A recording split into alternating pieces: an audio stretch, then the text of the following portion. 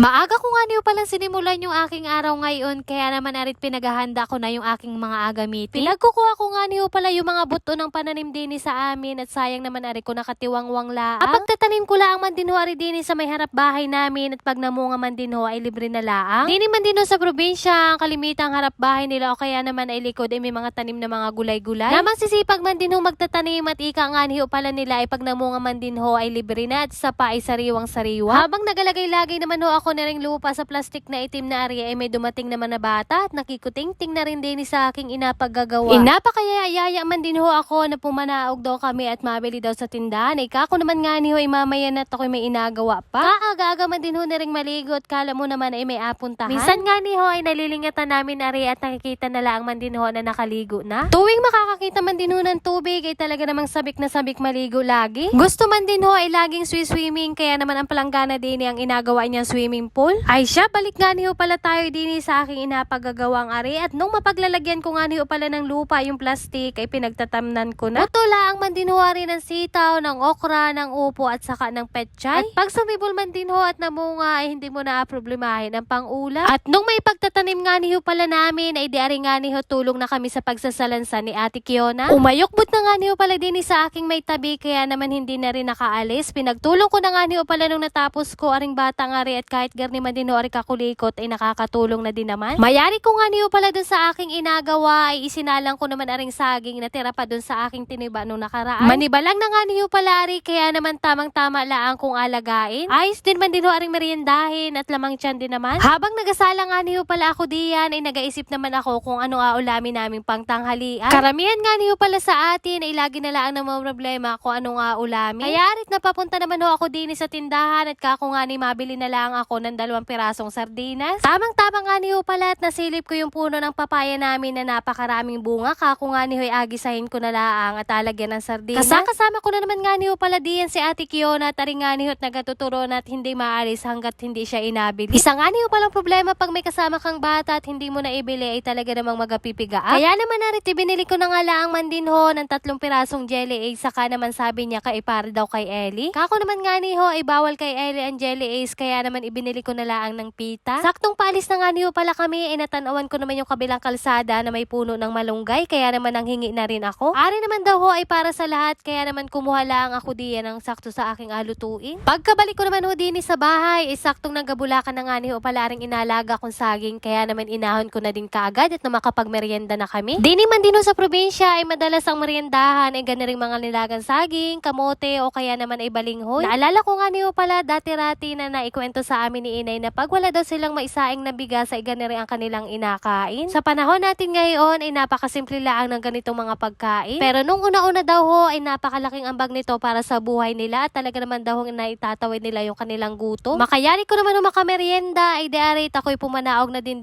sa may baba ng bahay namin. Makuha lang man din ho ako din sa may puno namin ng papaya ng 2 piraso at ng kakungani ho'y agisahin ko at pang ulam na din. Dati-rati man din ho ay madalas sardinas lang talaga yung aming naiulam. Nung una-una man din ho ay talaga naman napakahirap ng buhay at sabay-sabay kaming nag-aaral noon ay di ang madalas namin iulam ay sardinas o kaya naman ay noodles. Tuwing pumapasok man din ho kami ay isang noodles ang aming inapaghati-hatian. Bali 5 man din ho kaming magkakapatid bago si tatay, si inay at si mama ay napapagkasya namin yun. Pero madalas nga niyo palang sinasabi noon sa amin ni mama na kahit hindi na daw sila makakain basta kami ay meron. Tapos sa gabi naman ho, ang madalas naming naiulam noon ay sardinas na inagisa na laang at inalagyan ng talbos ng kamote. Meron din naman nung isang araw na nalipas sa amin na talagang walang-wala kaming ipambili kaya naman tubig asin yung aming inaulam. Pag naman no si tatay ay nakakapunta ng bundok at nag-aulabaga naman ng kalabaw ay nakakasungkit ng puso o kaya naman ay nakakapitas ng talbos ay di inalaga na laang. Inashare ko nga lamang ho pala sa inyo yung mga naranasan namin nung una-una at talaga namang napakasarap sariwain hanggang ngayon. Kaya naman ho sa lahat na nakakaranas ng nahihirapan sa pinansyal ay patuloy lang kayo sa inyong ginagawa. At darating nga niyo pala yung araw na magbubunga yung inyong pagsusumikap. Anong layo na ho pala no aking inakwento at aring nga niyo at balik tayo din sa aking inaluto. Matapos ko nga niyo palang magaya at aring mga papaya ay nagisa na ako diyan ng sibuyas at bawang. At nung mapula-pula na nga niyo pala parehas ay inilagay ko naman aring papaya. Hinalo-halo ko nga lamang ho pala yaan bago naman sinunod ko na ding ilagay kaagad aring mega. Nung una naman din ho ay di sa 6 lang ang presyuhan ni Ray ba't ngayon ay 26 na ay talaga namang pamahal